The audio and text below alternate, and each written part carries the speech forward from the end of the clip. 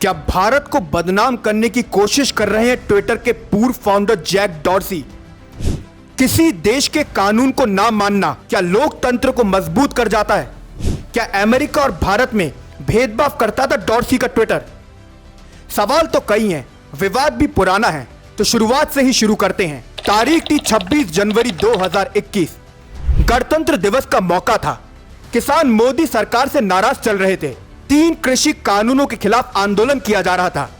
इसी कड़ी में 26 जनवरी को ट्रैक्टर परेड निकालने की तैयारी थी, लेकिन जो सोचा गया उससे कहीं ज्यादा हुआ। बवाल, हिंसा और एक बड़ा विवाद। किसानों की पुलिस से भिड़ंत हुई, लाठी चार्ज हुआ और लाल किले की दीवार पर चढ़ निशान साहिब का झंडा फहरा दिया गया। अब आप पूछेंगे इस सब में ट्विटर कहां खड़ा था, लेकिन हम बोलेंगे ट्विटर था, पूरी तरह सक्रिय था और इसी किसान आंदोलन के दौरान प्रचार करने का सबसे बड़ा हथियार बन गया था।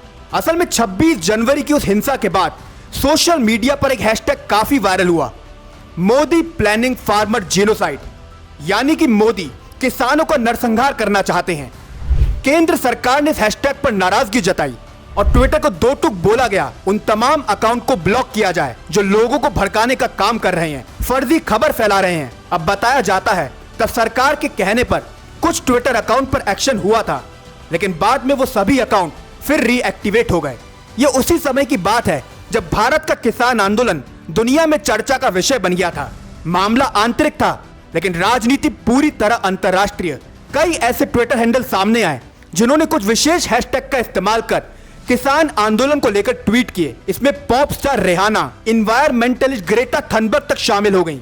उस समय एक शब्द लोगों की डिक्शनरी में जुड़ गया था, टूल किट। वही टूल किट जिसे लेकर कहा गया कि इसके सहारे भारत के खिलाफ अंतरराष्ट्रीय साजिश रची गई, जिसके सहारे भारत को बदनाम किया गया। इस आरोप का सबसे ज्यादा इस्तेमाल बीजेपी और केंद्र सरकार ने किया और इसके तार सीधे सीधे ट्विटर से जुड़े, यानी कि ट्विटर के साथ तनातनी का दौर शुरू हो चुका था। इसी का रिजल्ट ये निकला कि फरवरी में सभी सोशल मीडिया प्लेटफॉर्म के लिए केंद्र सरकार एक नई नीति लेकर आई। इस नीति के तहत सोशल मीडिया प्लेटफॉर्म पर पब्लिश कंटेंट की जिम्मेदारी कंपनी को लेनी होगी। लोगों की शिकायत के लिए चीफ कॉम्प्लायंस ऑफिसर की नियुक्ति होगी। नोडल कॉन्टैक्ट ऑफिसर बनाया जाएगा जो सीधे जांच एजेंसियों के संपर्क में रहेगा। ग्रीवेंस ऑफिसर को 24 घंटे के अंदर में लोगों की शिकायत पर एक्शन लेना होगा। अब नियम साफ थे, सरकार ने भी मंशा बता दी थी, लेकिन ट्विटर राजी नहीं हुआ। उसे ये लोकतंत्र के खिलाफ लगा। उसके इस रवैये को उसी के एक बयान से समझा जा सकता है। ट्विटर ने कहा था, हम उन ट्विटर अकाउंट पर एक्शन नहीं लेंगे जो मीडिया संगठन, पत्रकार, राजनेताओं से जुड़े होंगे। जिन अकाउंट पर एक्शन की बात हो रही है वो क्या भारतीय कानून के मुताबिक हैं? ये स्पष्ट नहीं। अभिव्यक्ति की आजादी को ध्यान में रखते हुए हमने पत्रकारों, कार्यकर्ताओं के अकाउंट्स पर कोई एक्शन नहीं लिया। यानी कि ट्विटर भारत में रहकर यहाँ के बाजार का पूरा फायदा उठाने के बाद यही के कानून मानने को तैयार नहीं था। इस बीच एक नया विवाद शुरू हो गया, जहाँ ट्विटर ने आरोप लगा दिया कि उसके कर्मचारी भारत में सुरक्षित नहीं है, उन्हें धमकी दी जा रही है। अब इस विवाद का भी बैकग्राउंड है। तारीख थी 20 मई 2021। बीजेपी प्रवक्ता संबित पात्रा ने एक ट्वीट किया। आरोप लगाया गया कि कोरोना काल में मोदी सरकार को बदनाम करने के लिए कांग्रेस ने टूल किट का इस्तेमाल किया। इसके तार भी ट्विटर से ही जुड़े थे। ऐसे में 25 मई को पुलिस दिल्ली और गुरुग्राम के ट्विटर वाले ऑफिस पहुंच गई। असल में ट्विटर ने संबित पात्रा के टूल किट वाले ट्वीट को मैन्युपुलेटेड मीडिया वाली कैटेगरी में डाल दिया था। इसका मतलब यह होता है कि ये ट्वीट लोगों को गुमराह कर सकता है, उनके हित में नहीं है। अब सरकार ने इस पर आपत्ति जताई। आखिर किस कारण से टूल किट वाले ट्वीट को इस कैटेगरी में डाल दिया गया? इसी वजह से पुलिस ट्विटर के ऑफिस पहुंच गई। यानी कि सरकार और डॉर्सी वाले ट्विटर के बीच में चल रहा विवाद कभी खत्म नहीं हुआ। इसके ऊपर ट्विटर की हिमाकत देखिए। भारत के तत्कालीन उपराष्ट्रपति वेंकैया नायडू के ट्विटर से ब्लू टिक हटा दिया। फिर कुछ समय के लिए संघ प्रमुख मोहन भागवत का ब्लू टिक हटा।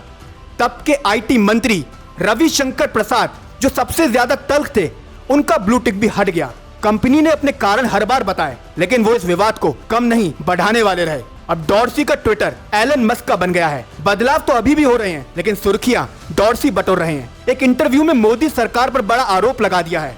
कहा गया है कि किसान आंदोलन के दौरान सरकार ने धमकी दी थी, अगर कुछ अकाउंट बंद नहीं किए तो कंपनी के खिलाफ एक्शन होगा। सरकार का कहना है कि डॉर्सी खुद नियमों का पालन नहीं कर रहे थे, इसलिए अब झूठ बोल रहे हैं। यानी कि फिर बड़ा वाला बवाल। लेकिन यहाँ एक बात जानना जरूरी है। एलन मस्क ने कुछ महीने पहले ट्विटर फाइल्स जारी की थी।